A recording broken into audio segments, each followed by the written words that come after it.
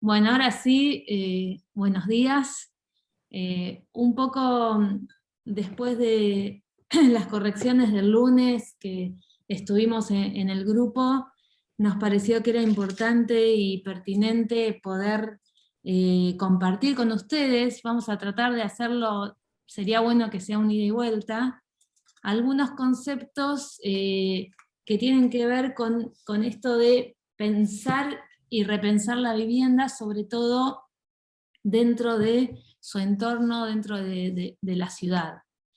Y por eso me gusta mucho esta frase que es hacer ciudad por sobre hacer casas, es decir, si bien uno va a pensar como la pequeña unidad, esa unidad al repetirse ya va generando espacios urbanos, va construyendo el tejido de la ciudad.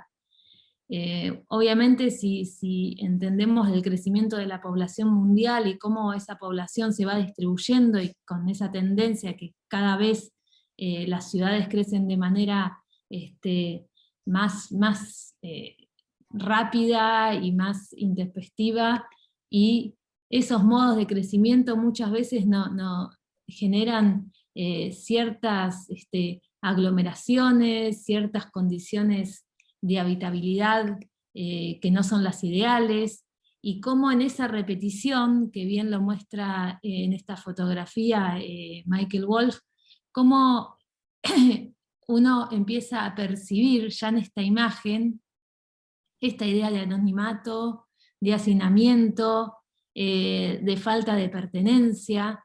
Entonces creo que hay un gran desafío en el paso de la vivienda individual a la vivienda colectiva.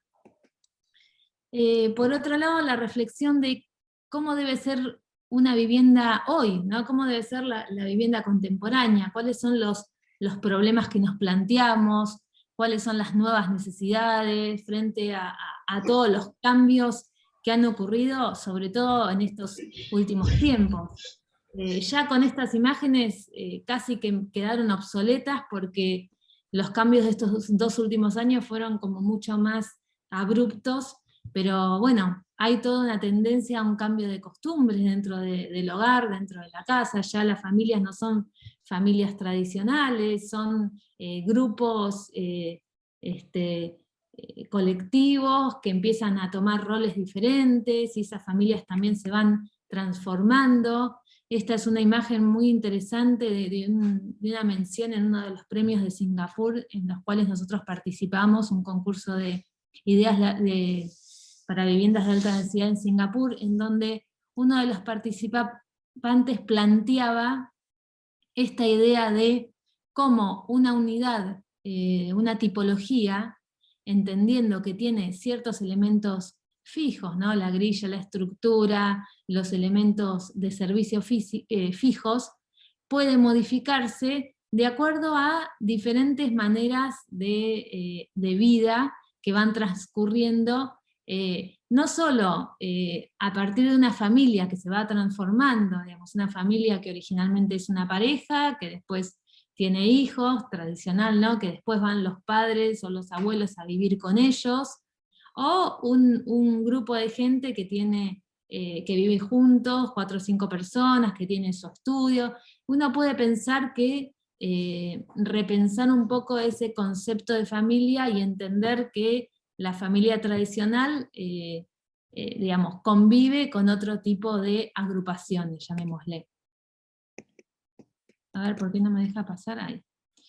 Y entonces, cómo el impacto de la vivienda en la ciudad, si recordamos ¿no? el manifiesto que es la Carta de Atenas, en donde había una tendencia a separar los espacios de vida, el espacio de ocio, el espacio de trabajo, con una gran necesidad de generar esta visión higienista, ¿no? Esta idea de poder tener espacios habitables, pero que también nos lleva a este extremo de pensar una ciudad zonificada, una ciudad que tiene diferentes zonas en distintos sectores, y cómo ya en el 90 Koolhaas plantea este esquema, ¿no?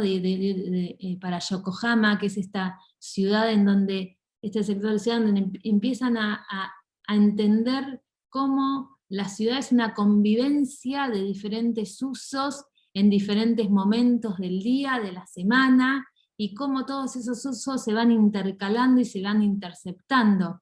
Y eso va trayendo también, dentro del programa específico de la vivienda, sobre todo la vivienda colectiva, ciertos cambios, porque va a incorporar un montón de cuestiones distintas dentro del conjunto. Cuando hablamos del espacio doméstico, ¿no? Del espacio de vivienda, la vivienda a lo largo del tiempo ha evolucionado. Antes la vivienda era el lugar donde ocurría todo, ¿no? Desde el espacio productivo, el gallinero, las fiestas, el nacimiento, la muerte, los refugios, ¿no? Los refugios espontáneos, las primeras necesidades de espacios, y cómo uno puede pensar que ese espacio doméstico, que en un principio ocurrían muchas cosas, hoy también es un espacio donde tenemos que pensar en cierta flexibilidad. Si uno reflexiona acerca de cómo fueron estos 2 últimos años, tal vez la vivienda vuelve a ser un lugar en donde vuelven a pasar un montón de cosas. Y eso implica un poco incorporar dentro de la vivienda los conceptos de flexibilidad de uso, ¿no? Cómo tratar de, dentro de la vivienda, tratar de entender que vamos a querer realizar un montón de programas y de actividades. Y en ese sentido, cuando pasamos de la vivienda individual a la vivienda colectiva, empiezan a generarse un montón de cuestiones, un montón de necesidades, un montón de situaciones, desde pensar, ¿no? Cómo si no queremos utilizar o invadir mucho suelo productivo o suelo absorbente, tenemos que pensar en el apilamiento. En ese apilamiento, la relación con el nivel cero es cada vez más lejana. Y si ese apilamiento o esa densidad crece, empiezan a acontecer un montón de cuestiones que tienen que ver con la contaminación, con el anonimato, con el hacinamiento. Entonces, el gran desafío es cómo repensar esos espacios colectivos. Y este era un ejemplo bastante interesante del siglo XVII de China, en donde empiezan a generarse estas configuraciones de vivienda colectiva, muy cerradas hacia afuera, casi como búnkers, y muy abiertas a esa especie de claustro. Eran como de las primeras manifestaciones de vida, de vivienda colectiva en comunidad, y cómo durante el periodo, digamos, posteriormente, durante el periodo de guerras, de entreguerras, de posguerra, es el periodo en donde más se estudia toda la cuestión de la vivienda colectiva, por la necesidad, por el tema también que hablamos antes de repensar la vivienda, de repensar el espacio mínimo para habitar, de pensar en las cuestiones de habitabilidad, y esta es como uno de los extremos de los estudios, ¿no?, que hacía Walter Gropius, en donde a partir de pensar, abajo se ven las plantas, arriba se ven los cortes, entonces empezar a pensar la vivienda, ese bloque más eficiente, que entre sol, que sea adecuado, que las distancias sean las correctas. Entonces, cómo ir estudiando esa geometría y esa morfología para generar viviendas que puedan mantener todas las condiciones de habitabilidad, ¿no? La vivienda es el espacio donde uno pasa la mayor cantidad de tiempo, siempre tiene que entrar el sol en algún momento, tiene que tener como las mejores condiciones para poder habitarlas, ¿no? Y ahí es donde aparecen los bloques, los famosos Siedlungen, que son estos bloques que un poco responden a la eficiencia, ¿no? De orientación, de condición, de elementos circulatorios. Y un poco, esto me gustaba mostrar antes, la tipología y luego la ciudad, ¿no? Un poco, bueno, obviamente Le Corbusier, cuando empieza a pensar en esta tipología, digamos, en la casa Citroën, esta casa confortable, con dobles alturas, con grandes espacios, donde se ve ahí en verde un gran patio en doble altura, y cómo esa casa, que fue construida, ¿no?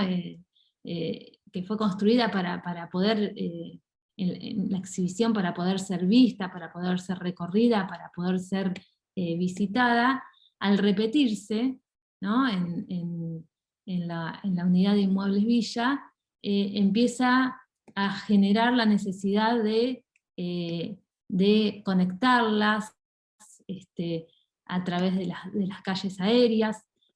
Esos patios comienzan a apilarse y estos son los espacios que se van generando, expansiones en dobles alturas, esta escala de grandes bloques, y cómo estos grandes bloques después son parte de esta ciudad planificada, ¿no? De la Ville Radieuse, donde se ve en las afueras estos bloques de vivienda, cómo de la vivienda se pasa a la ciudad y la propia vivienda genera ciudad o construye ciudad. Y un poco estas ideas de vivienda o estas ideas de pensar desde otro lado, ¿no? La vivienda, no solo pensar la medida, el ancho, la relación, el apilamiento, sino tal vez pensar cuál sería la mejor vista desde mi vivienda. Y a mí me gustaba mucho este dibujo de Amancio Williams, para este proyecto Viviendas en el Espacio, donde también piensa la tipología, pero fíjense cómo este dibujo tan inocente, que parece casi de un chico o una chica de primer grado, en donde lo primero que imagina es, bueno, ¿qué veo desde mi vivienda? ¿No? Y veo una terraza verde y el sol, ¿no? Esa es un poco como la intención, desde el interior, ¿qué se ve? Y cómo a partir de pensar la casa, la galería, la terraza, empieza a pensar en esos apilamientos, ¿no? Cómo empieza a aterrazar y a pensar ese apilamiento, una casa arriba, digamos, que se va montando sobre la otra, y el techo de una es un techo verde del año 42, ¿no? Ahora estamos con los techos verdes casi 80 años después, y fíjense cómo Amancio ya estaba pensando, ¿no? En esta idea de los techos verdes. Y cómo la imaginería, desde como un lugar mucho más sensible, ¿no? Poder imaginar cómo se usa esa casa, cómo se expande, cómo el usuario se va apropiando de esos espacios, desde otro lado, ¿no? Desde pensar cuáles son las posibilidades que nos brinda este apilamiento, porque sin apilar no aparecería esta terraza verde o este espacio. Y cómo estas son ideas que, si bien no se construyeron, uno puede ver acá la tipología, cómo uno puede entrar a partir de este corredor que se va escalonando y nos va permitiendo entrar a cada una de las unidades, y cómo también esta tipología y estas unidades se van repitiendo y ya indefinidamente, y van generando un tipo de ciudad o un tipo de imagen, en donde predomina, como verán, el tema de las mejores orientaciones, tal vez por sobre otras cuestiones. Y cómo muchas veces esas ideas, porque uno tal vez como arquitecto piensa, ¿qué pasa cuando hay ideas y esas ideas no se construyen? Todo ese proceso, ¿vale la pena? Y bueno, es obvio que sí, que vale la pena, porque si uno estudia y si uno se informa y puede como ver diferentes ejemplos, va a haber un montón de ideas que van a disparar y se van a reinterpretar en otros proyectos. Fíjense cómo en este corte, yo no sé si se llega a ver acá, pero la idea esta de de estas piezas que se van aterrazando, y que por debajo deja un gran espacio, que es espacio para servicios y para estacionamientos dentro de la ciudad. Y cómo cuando uno ve el proyecto de Mountain de Big, ¿no? de Ingalls, en Dinamarca, en el año 2011, cómo a partir de esta problemática de tener que ubicar 2/3 de estacionamiento y 1/3 de vivienda, ¿no? Como se ve acá en este esquema, de alguna manera toma esa idea de Amancio Williams en el corte, que ahora ya lo vamos a ver comparado, si bien con una trama diferente, en donde trabaja estas viviendas en L y va dejando estos patios que tienen proporciones bastante interesantes, ¿no? Para expandir la casa, como la casa y la condición de vivir en una casa, no en un departamento, sino en una casa, con las condiciones del parque, digamos del parque, del jardín sin techo, ¿no? Con el aterrazado. Esta idea, acá se puede ver cómo se llega a cada una de las unidades, la unidad como muy flexible, en donde se resuelve en este plano que se ve de color celeste, todo lo que es servicio, lo demás se ve de una manera como bastante más flexible, y cómo en ese apilamiento, esta es la imagen que se logra, dejando todo ese espacio por debajo para estacionamiento, ¿no? Obviamente dando un sitio bastante interesante y particular. Y si bien, no sé si es casualidad o no, pero cuando uno ve los dos cortes, el corte de Viviendas el Espacio de Amancio Williams y el corte de Mountain, si bien no es igual, en el corte yo creo que lo inspiró bastante para poder resolver su proyecto, ¿no? Si bien los autos es una cosa mucho más compleja, porque es una cochera de varios pisos, fíjense, cuando uno lo compara, tiene muchísimo, ¿no? Entonces, por eso es importante estudiar ejemplos, por más que sean ejemplos más viejos, que no sean contemporáneos, es muy importante estudiarlos porque siempre resuelven o incorporan problemáticas que nosotros seguramente digamos, en nuestra contemporaneidad tenemos que pensar. Bueno, seguimos. Bueno, el otro tema que me parecía que es interesante y que yo creo que ya muchos están empezando a incorporarlo en sus trabajos, entender el sitio, entender dónde están trabajando, cuál es el sitio, cómo son las condiciones. Cuando hablamos del sitio no solo hablamos de la condición física, también hablamos digamos, de un montón de cuestiones que tienen que ver con su entorno. Este es un ejemplo que a mí me parece que es muy interesante, que es el proyecto de viviendas en Pedregulho, en Río de Janeiro, de Eduardo O'Reilly, en donde a partir de entender una topografía, de entender, ¿no? Este corte, a mí me interesa mucho que trabajen, que proyecten en corte. Es muy interesante poder entender estos proyectos a partir de la sección, no solo de la planta, ¿no? Cómo a partir de comprender la topografía, el acceso coincide con el nivel de llegada, y cómo se genera este gran espacio, que es un corte entre las dos partes de la placa, en donde a partir de ahí uno puede bajar 2 pisos o subir 5 pisos, ¿no? Y cómo a partir de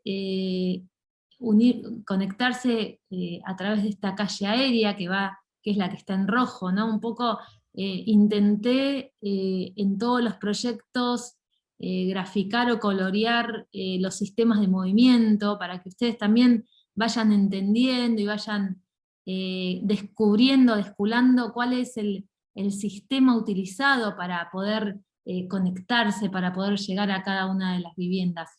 Se puede ver cómo esas dos tipologías y cómo, que lo podemos ver en este corte, esa calle aérea se combina con viviendas que tienen del nivel de acceso para arriba, viviendas en dúplex, y esa calle aérea está cubierta por la planta alta de esos dúplex, que le da no solo protección a la calle, no queda al descubierto, sino que también se logra la ventilación cruzada en las viviendas de la planta alta, ¿no? Como pueden ver abajo a la derecha. Y cómo este es un poco el clima de esa calle, ¿no? En un lugar donde las temperaturas son altas, donde hay que protegerse del sol. Fíjense cómo se trabaja toda esa malla, todo ese filtro de sombra, cómo son los tamaños de estas calles, cómo es la atmósfera, ¿no? de estos espacios, y cómo esa curva también un poco nos hace pensar en una interpretación de un paisaje, de una topografía, la ondulación, el remate de esa terraza, ¿no? Si bien son edificios viejos que tienen como una falta de mantenimiento, son proyectos realmente que nos enseñan muchísimo cuando uno los recorre y uno los estudia.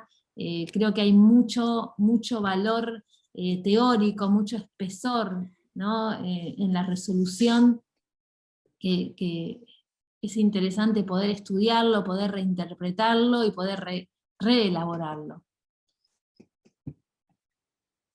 Otro ejemplo que me parece que es interesante para que ustedes estudien y que está más al alcance de la mano son las viviendas aterrazadas de Antonio Bonet, digamos. Seguramente varios de ustedes han ido a Mar del Plata y han tenido la oportunidad de, por lo menos desde afuera, poder recorrerlo o poder verlo, pero me interesa tal vez mostrar la foto aérea para que podamos entender la situación urbana, ¿no? Como en un terreno que es como la transición entre la trama urbana y este gran espacio, estas grandes visuales largas hacia el mar, ¿no? Un poco interpretando ese sitio.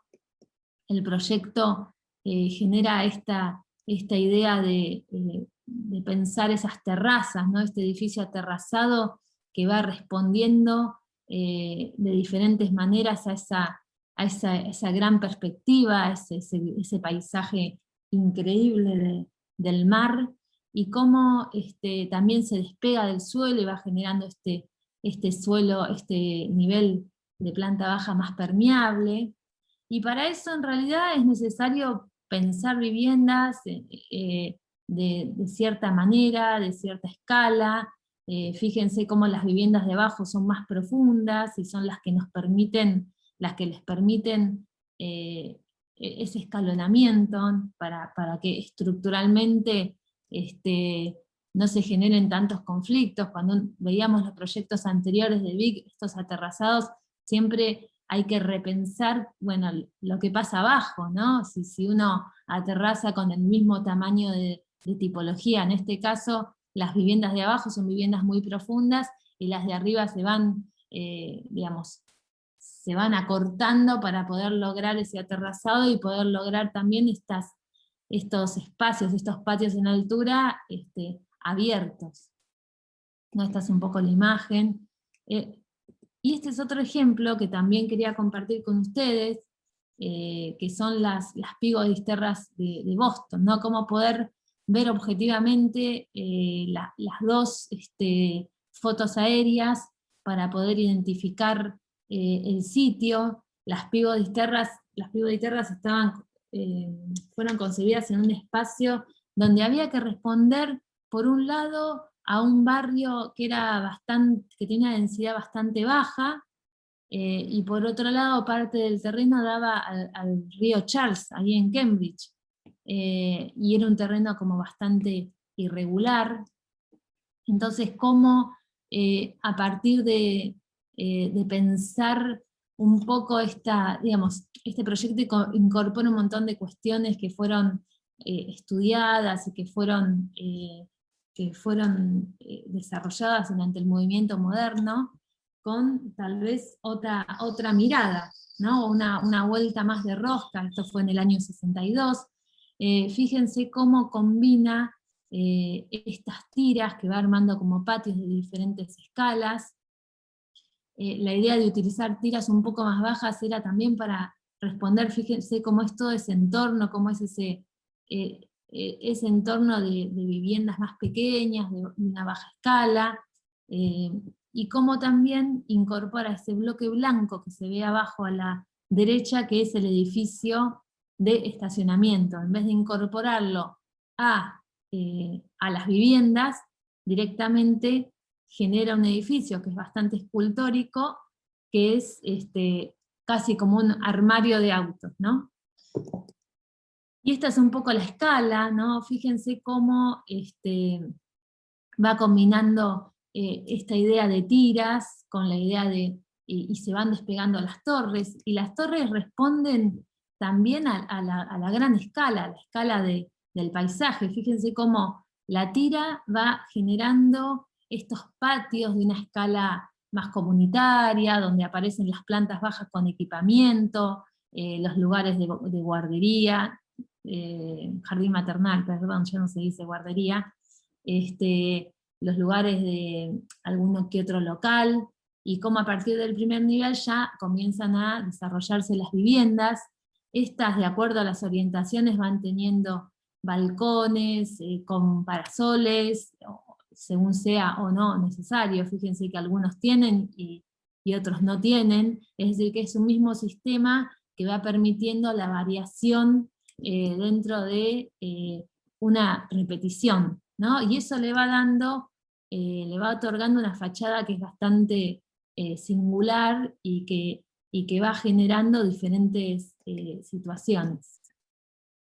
Acá se puede ver un poco el sistema, ¿no? Cómo la tira va teniendo esas escaleras cada 2 viviendas, pero en la torre podemos ver los ascensores, ese bloque de ascensores que está separado y que va uniendo cada X cantidad de niveles, creo que era cada 3 o 4, a partir de calles aéreas, estas viviendas. Es decir que más o menos 1/3 de la gente que vive ahí puede acceder en ascensor a sus viviendas.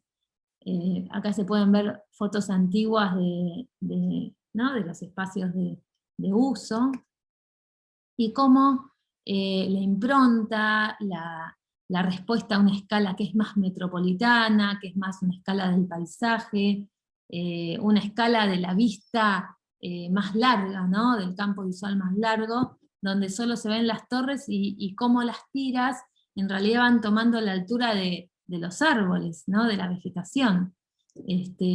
Entonces cómo el mismo conjunto va respondiendo a diferentes escalas, a la vez va generando una idea también de ícono, de referencia en la ciudad. Acá se pueden ver estos sistemas, ¿no? Cómo se adosan estas piezas que le van dando textura a la fachada. Esta es una foto de Sert, de Joseph Louis Sert. Y acá se puede ver la tipología, cuando ya vamos y nos adentramos un poco más en la tipología, lo que podemos ver es un ritmo, ¿no? Un ritmo de modulación que se repite y que va incorporando todos los usos de la vivienda. En amarillo la llegada, en rojo los elementos como fijos dentro de la tipología, en verde ese balcón que a la vez no solo es balcón, sino que está unido por puertas y es un escape por el tema de incendio, así que resuelve ambos temas en uno, la expansión y la posibilidad de escapar en caso de incendio. Y estas son un poco las imágenes. En realidad es un ejemplo de vivienda mínima, pero que tiene estos grandes espacios de encuentro, grandes espacios de uso colectivo, y en las terrazas están las lavanderías, entonces se puede ver cómo también uno puede vivir una vivienda mínima siempre y cuando se pueda como contar con estos espacios colectivos que realmente son un desahogo para la vida moderna.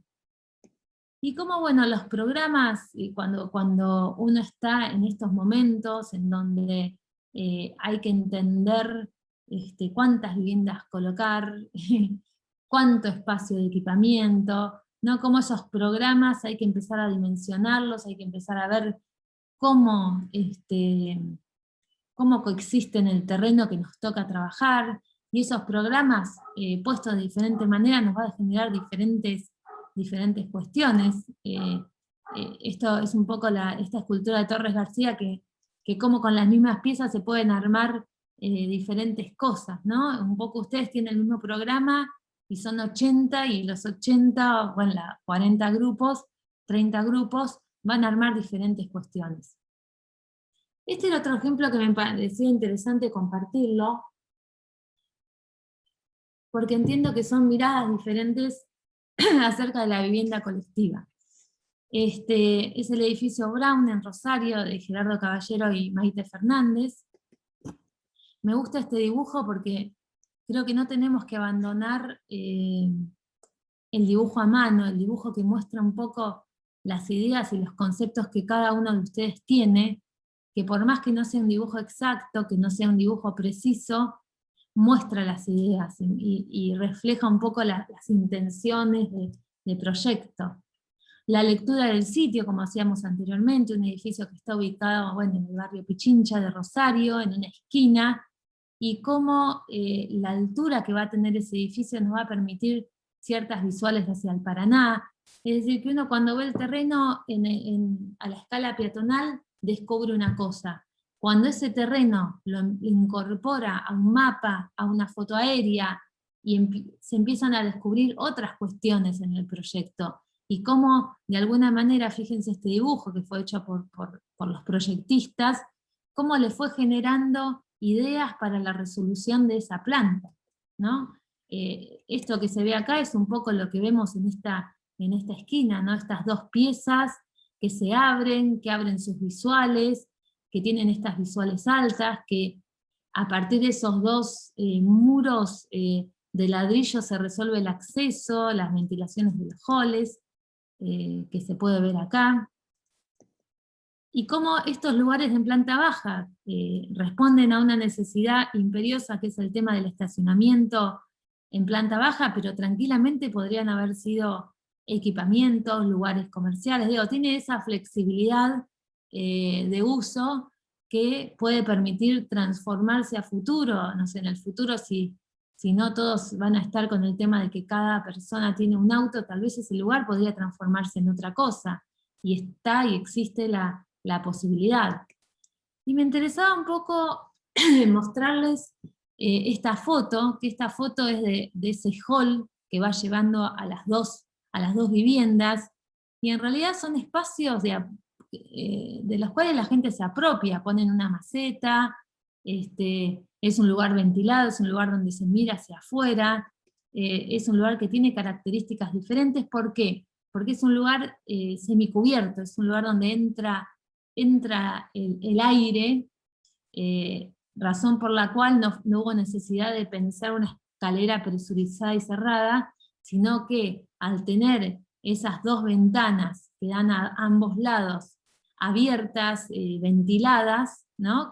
Casi como un lugar donde cuando llueve entra lluvia y se moja, entra brisa, entra viento, en invierno es más fresquito, pero brinda la posibilidad, como pueden ver acá en este tratamiento de la ventana que va permitiendo esta entrada de aire, brinda la posibilidad de tener estas escaleras bastante abiertas y estos espacios de transición entre la vivienda, ¿no? Y los espacios de conexión que son muy agradables, donde hay visuales, donde uno puede ver hacia la ciudad, donde se puede colocar una maceta. Y fíjense los dibujos intencionados. A mí me interesaba mucho mostrar este dibujo, que si bien no es un dibujo a mano, es un dibujo en la computadora, un poco para tratar de pensar en cuando uno hace renders, ¿no?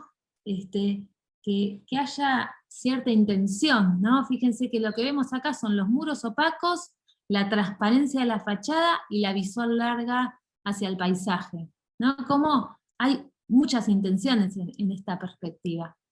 Y esta es un poco la planta, ¿no? Donde se puede donde se puede ver un poco la configuración, respondiendo a las intenciones esas a nivel sitio, ¿no? Con el acceso, con estos espacios, el ascensor y la escalera, y cómo las viviendas se van resolviendo, digamos, si bien es una densidad un poco más baja que las que están trabajando ustedes, pero esas viviendas que se resuelven de una manera muy simple, dos viviendas distintas, donde se aprovecha al máximo la superficie de fachada, donde hay planos transparentes y planos opacos, donde se puede ver ese núcleo que va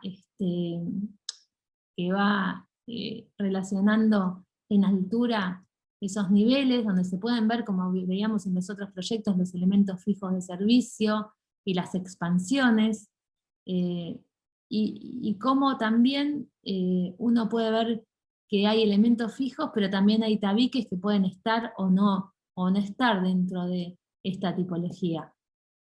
Y lo que hablábamos antes, ese espacio central donde uno puede mirar hacia afuera, donde un espacio que se ventila, un espacio distinto.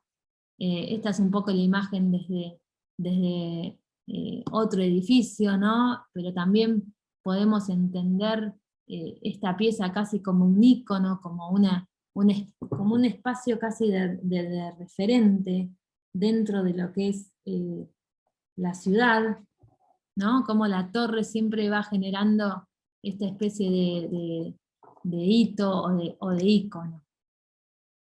Siguiendo un poco con estos ejemplos de resolución más en vertical, más de elementos como más compactos, más tipo torre, este era un ejemplo que me parecía que era interesante, sobre todo cómo trabajaba el tema de la relación vertical entre las viviendas. Se llama la Julia Tower, es una torre en Barcelona, que en realidad es como una especie de espacio para personas adultas, más adultas, ¿no?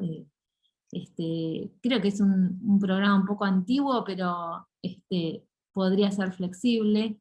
Y cómo resuelve a partir de dos elementos, dos piezas o dos bloques, donde resuelve con una cierta racionalidad todos los espacios para vivir, para dormir, eh, también manteniendo como una idea de espacio mínimo,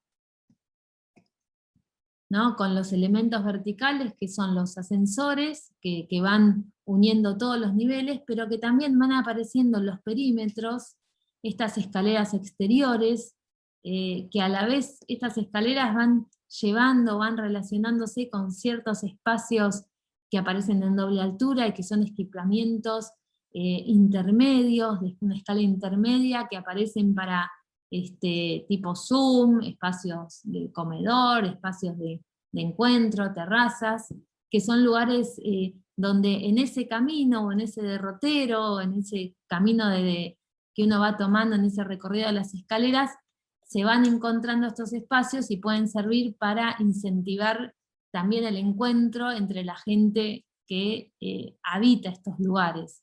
Que obviamente entendemos que la arquitectura es interesante, que sugiera o que trate de proponer esos lugares de encuentro, entendiendo lo importante que es para el desarrollo personal el tema de vivir en sociedad y el tema de comunicarse con el resto de la gente, ¿no? Como sugerir esos espacios de encuentro, que se pueden ver acá en la torre.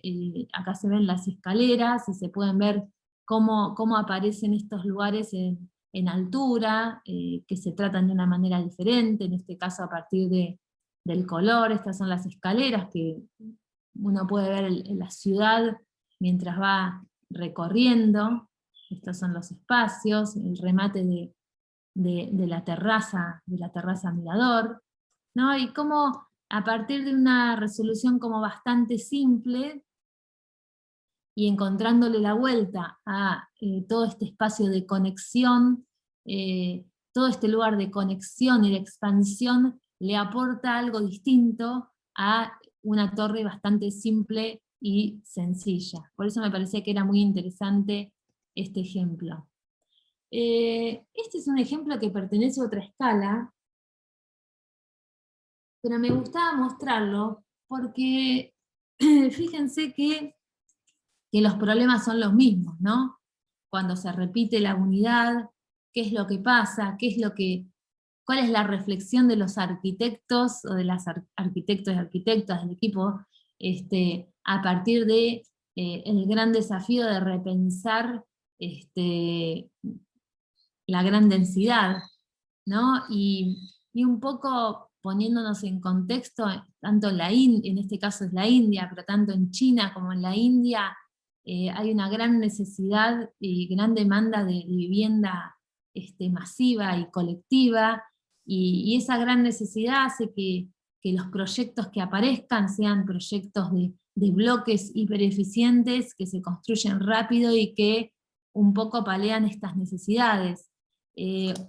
Cuando uno ve y analiza estos proyectos, tratan de ir un poco más allá, tratan de generar una cuestión diferente en el proyecto.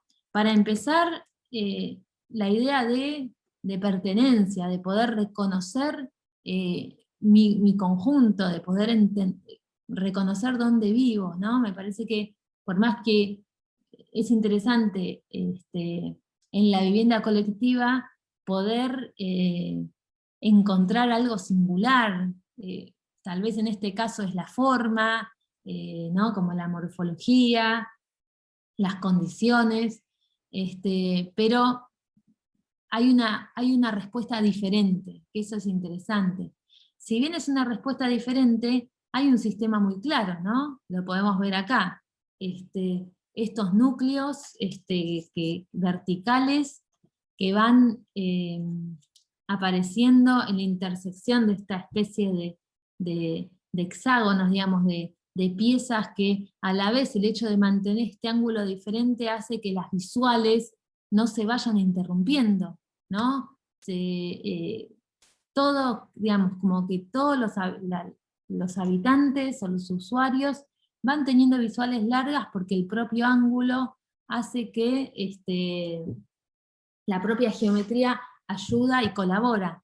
Y un poco hablando del sistema, tenía que ser un sistema de movimientos muy económico y muy racional, porque acá, en este tipo de conjuntos, lo más caro son los elementos verticales, los ascensores, y obviamente que era necesario por la altura de este proyecto, y entonces cómo a partir de pensar esta idea de núcleos, ¿no? Como a partir de 4 núcleos unidos por estas circulaciones, se puede llegar a todas las viviendas, y un poco la idea era repetir, estas eran como 5.000 personas viviendo en estas unidades, y un poco la idea era repetir lo que pasa en la ciudad, que no sean todas las viviendas pequeñas, todas las viviendas grandes, sino combinar viviendas desde 45 metros hasta 400 metros, para que en esa especie de ciudad, de ciudadela, puedan convivir como diferentes, desde las parejas que recién empiezan y que están como con mucho esfuerzo tratando de adquirir un pequeño espacio de vivienda, hasta otro tipo de viviendas, y conviven en esta especie de pequeña ciudadela. Un poco también interpretar, estos arquitectos estuvieron como estudiando las costumbres, el vastu, cómo se usan los espacios en la India, entonces cómo se adaptan estos lugares, estas viviendas a las costumbres de allá, cómo van apareciendo, cortando un poco la monotonía de esta grilla, van apareciendo estos espacios en altura, que son estos equipamientos, desde lugares de reunión para los pequeños, hasta espacios para hacer yoga. Acá se puede ver en este dibujo la combinación de las tipologías, que es lo que por ahí hablaba hoy anteriormente, un green para el golf. Digo, es como que en esos huecos, esas cuestiones que se van, estos elementos que se horadan dentro de esta cuestión monótona y irregular, van apareciendo diferentes usos, y entonces ese espacio público va creciendo en altura y va abasteciendo a estas necesidades, combinados con, obviamente, con las viviendas.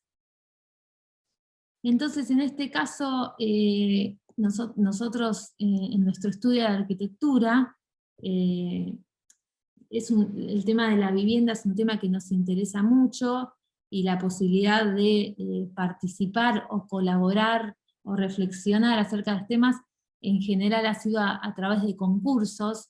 En este caso voy a compartir con ustedes un proyecto que hicimos en el año 2009, nosotros anteriormente habíamos hecho otro proyecto de vivienda de alta densidad en el año 2001, y en el 2009 se nos planteaba bueno, este concurso público, internacional, donde había que pensar la primera vivienda de alta densidad pública frente al agua, ¿no? Lo interesante era que a partir de, acá se puede ver en esta foto, a partir de un sitio que estaba planificado, que ya estaba irrigado por el transporte público, en este caso se llegaba al sitio a partir de este bus elevado, es decir que estaba pensado para recibir la gente, pues ya tenía su equipamiento, era un sitio que estaba integrado, si bien estaba en las afueras de la ciudad, estaba integrado porque se podía llegar de manera muy ágil y eficiente. Y entonces un poco pensando y entendiendo ese sitio, que iba a ser la transición entre el agua y la futura trama urbana, lo que nos pareció que era interesante era mantener en esos terrenos, que son los que se ven ahí en este dibujo en verde, con esas flechas rojas, la condición de parque, es decir, en el nivel 0, la idea es que fuera muy permeable este proyecto, y que permitiera que el nivel 0 continúe hacia el agua, que sea como bastante público. Y estas son un poco, este es un dibujo de Enrique Vares, un poco las primeras ideas de ese concepto de permeabilidad que queríamos lograr, a partir de pensar, bueno, ¿qué pasa si la mayor cantidad de viviendas mira hacia el agua? ¿No? ¿Cómo hacer?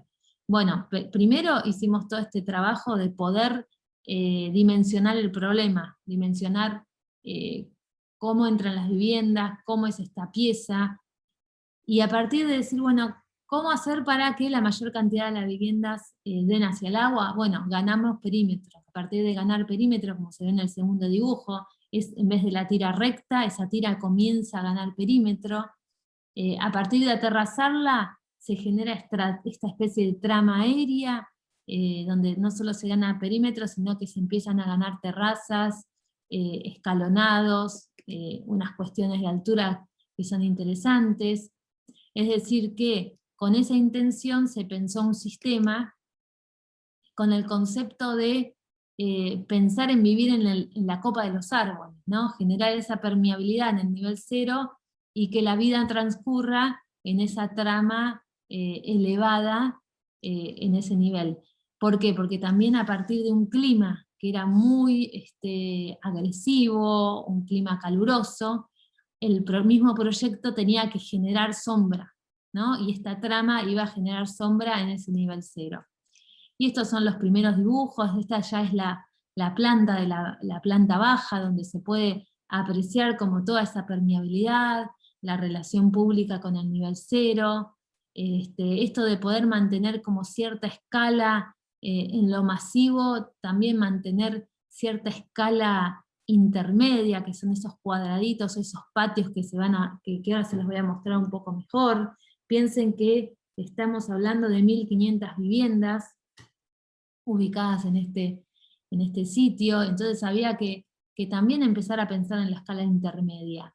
Las tipologías también tenían que estar pensadas de una manera flexible, y se puede ver en este plano, ¿no? Donde se puede entender los elementos fijos, que eran los baños, bueno, el refugio antibomba, que era algo que pedían ellos, que se puede ver ahí con los muros bien fuertes, Y todo lo demás, como ven en el dibujo, es flexible, es de acuerdo a cómo la misma tipología se puede configurar de diferente manera, de acuerdo a quién va a utilizar esa casa, quiénes van a ser los o las usuarias de esa casa.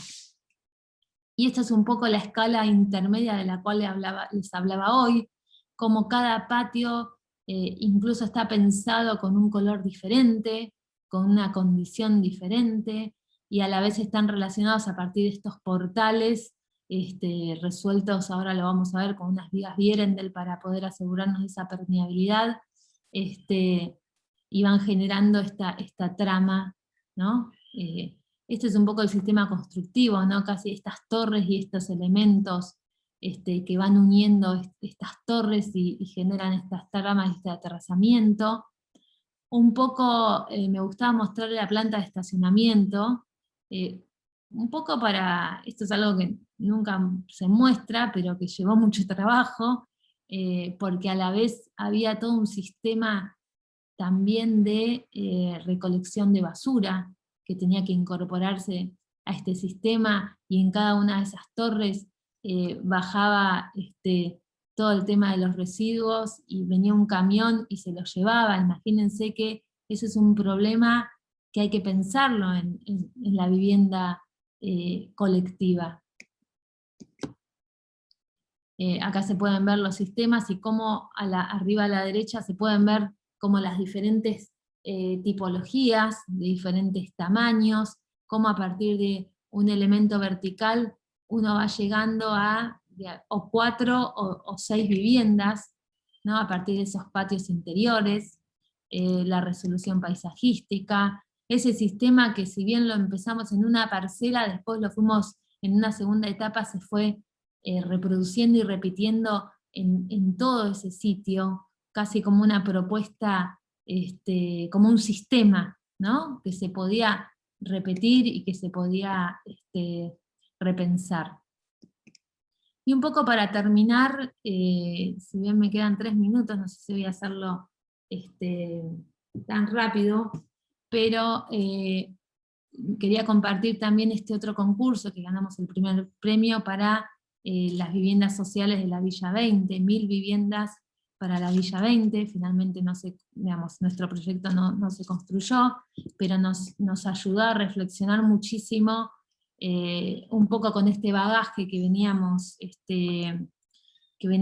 como estudiando y que nos interesaba profundizar, entender un poco la condición del sitio en el cual íbamos a trabajar, esta condición de vivienda espontánea, que era como una especie de lava que no permitía ni siquiera iluminar, ¿no? Que había esta ocupación espontánea del sitio, hacía que se perdiera todo el sol absorbente, y que ante el primer hueco, ese primer hueco se ocupaba con viviendas, ¿no? Por la gran necesidad, obviamente, de un techo, y cómo esa gran masa construida, en realidad, al no pensar en el esponjamiento, en esto de incorporar aire, de incorporar vacío, era necesario siempre iluminarse con luz artificial. Esta era un poco esa especie de ¿no? Este tejido espontáneo, denso. La idea era empezar a entender cómo eran los diagramas o la trama urbana, para empezar a conectarlo, para empezar a generar ciertos elementos de conexión. Y un poco cuando pensamos en el nuevo proyecto para las viviendas, lo pensamos a partir de esta trama, de pensar o darle valor a la permeabilidad, a los espacios vacíos, pero también tratar de encontrar un sistema. En este caso era un sistema de pasajes peatonales interiores, en los cuales uno, cuando entraba a ese pasaje, se encontraba ese núcleo vertical, que son esas cajitas que se ven ahí, ¿no? A la vez el concepto de pensar en el apilamiento y de pensar conceptualmente en las casas con patio, es decir, que sea una casa con patio apilada. Cuando hablamos de patio, Nos referimos a patio por la proporción también que iba a tener esa expansión. No era un balcón corrido, sino que era un cuadrado que tenía ciertas condiciones. ¿No? Y si comparamos un poco con si bien es otra escala, porque acá estamos hablando de 200 viviendas, también hay un sistema pensado de trama, parecido al que vimos anteriormente de Singapur, pero de otra escala, donde se pueden ver en la planta baja esos pasajes interiores, las viviendas estas en L que siempre van teniendo la posibilidad de abrazar un espacio, que es este patio en altura, entendiendo un poco también la tipología como una tipología muy flexible, en donde la idea era que ese patio, no sé si tengo algún dibujo, a ver, que ese patio no solo sirva como expansión, sino que también sirva como hall de entrada, como palier, que sirva también como taller, que sea un lugar flexible para que los usuarios se apropien de la manera necesaria, digamos, entendiendo que durante 6 meses ese espacio se puede utilizar como un tallercito de costura, como un espacio de antesala de la casa.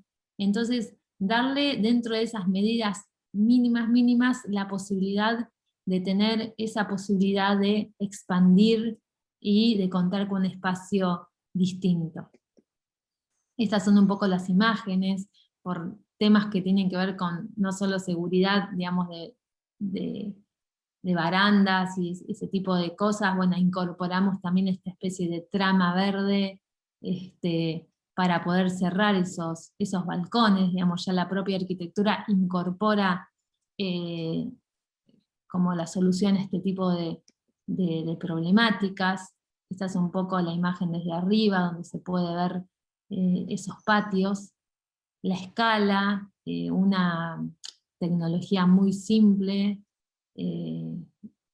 luces pequeñas, pocos materiales. Esta es una foto del recorrido, ¿no? Una vez que ganamos el proyecto pudimos ir allá y pudimos recorrer el sitio, entender las problemáticas. La verdad que fue una experiencia increíble. Esta disciplina, esta profesión, a veces nos lleva a conocer otras realidades, a empaparnos con ciertos temas que realmente nos aportan mucho como activar en cierta manera la creatividad y pensar cómo, digamos, en definitiva nosotros como profesionales o como, digamos, expertos en el espacio, tenemos que repensar espacios superadores, ¿no? Y la verdad que uno se da cuenta del valor que tiene la arquitectura o el diseño, que hace que la vida transcurra totalmente, digamos, que la vida transcurra en mejores condiciones, ¿no? La vida de la gente, las 24 horas, los 7 días de la semana, cuando uno tiene un poco de sol en la casa, puede abrir la ventana y entra aire fresco de afuera, esto es completamente diferente. Entonces, y eso se logra a través del diseño. Por eso tal vez cuando uno corrige y ve alguna vivienda donde dice, ¿qué pasa? Este no tiene, cuando abre, ¿por dónde entra luz? ¿Cómo? Esas cosas hay que pensarlas, y sobre todo en la vivienda, que es donde uno pasa la mayor parte del tiempo. Y un poco quería compartir con ustedes algunos trabajos del año pasado. Bueno, los que estuvieron en tercero ya saben cuál es el sitio, ¿no? El ex BIM, todo este sector de la ciudad de La Plata, y el sitio que les tocó a cuarto año es frente al Canal Santiago, bastante interesante también. Tiene como condiciones parecidas al sitio de ustedes, ¿no? Un frente que da hacia un paisaje diferente, con el norte también hacia ese lado, y cómo los diferentes estudiantes, en este caso Guido Paglietti, Benito Lunacci, Milagros Cifuentes, cómo a partir de repensar la idea de claustro, en donde tenían una planta baja permeable, un pasaje, esto de pensar en el corte, de pensar las visuales, de ser sensibles a la orientación, en donde el bloque más bajo permite la entrada del sol. Fíjese cómo en los cortes ya se empiezan a ver ciertas intenciones. Estas son un poco las imágenes, las perspectivas, la permeabilidad, un montón de temas que tocamos en los proyectos anteriores, empiezan de alguna manera a aparecer en estos proyectos de los y las estudiantes. Una visión distinta de Julieta, María Sol y María Paz, en donde en realidad la resolución es a partir de un bloque, ¿no? Tal vez que se resuelve como a partir de una tira, pero que va dejando muchas expansiones privadas, que van teniendo como características diferentes. Estos son los cortes, donde se puede ver también esa relación, ese corte, ¿no? Cuando hablamos de proyectar en corte, ¿no? Lo importante que es como cuando en una tira uno va haciendo como esos cortes paralelos y va viendo como las diferentes condiciones, la maqueta, donde se puede ver un poco la imagen, la permeabilidad, esa resolución ¿no? que se imagina, la escala. Otro proyecto de Rocío Suárez, Belén y Jazmín, en donde un poco toman la idea esta de aprovechar el perímetro para lograr las mejores visuales, ¿no? O para lograr que la mayor cantidad de viviendas vaya teniendo las mejores visuales, y un poco las ideas conceptuales, a partir de entender el sitio, donde se pueden ver las intenciones, ¿no? Proyectuales, la imagen, la permeabilidad en el cero, la textura, las salientes, los balcones, estas relaciones que van apareciendo en el nivel cero y que van permitiendo entender, ¿no? cómo son los sistemas, cómo son las relaciones. Bueno, ya una idea ¿no? de núcleos, de relaciones de las calles aéreas, que van permitiendo, a partir de tener como ciertos recortes, ciertos remansos antes de entrar a las viviendas, como ciertos filtros o ciertas distancias. Y bueno, y podemos seguir hablando, porque había muchos proyectos que eran muy interesantes, que la verdad que eran muy... que realmente nos dejaban como bastantes enseñanzas, y fue un poco producto de también analizar como los proyectos que leímos en las bibliografías, de un poco las discusiones que se fueron dando acerca de qué significa la vivienda colectiva y cuáles son los desafíos que nosotros debemos abordar en estos proyectos, ¿no? Un poco dejo abierto a los docentes, a todo el equipo docente y obviamente a los estudiantes, por si hay alguna pregunta o por si quedó algún tema en el tintero que podamos como profundizar posteriormente. La idea de esta charla, un poco me basé en las correcciones del otro día, para que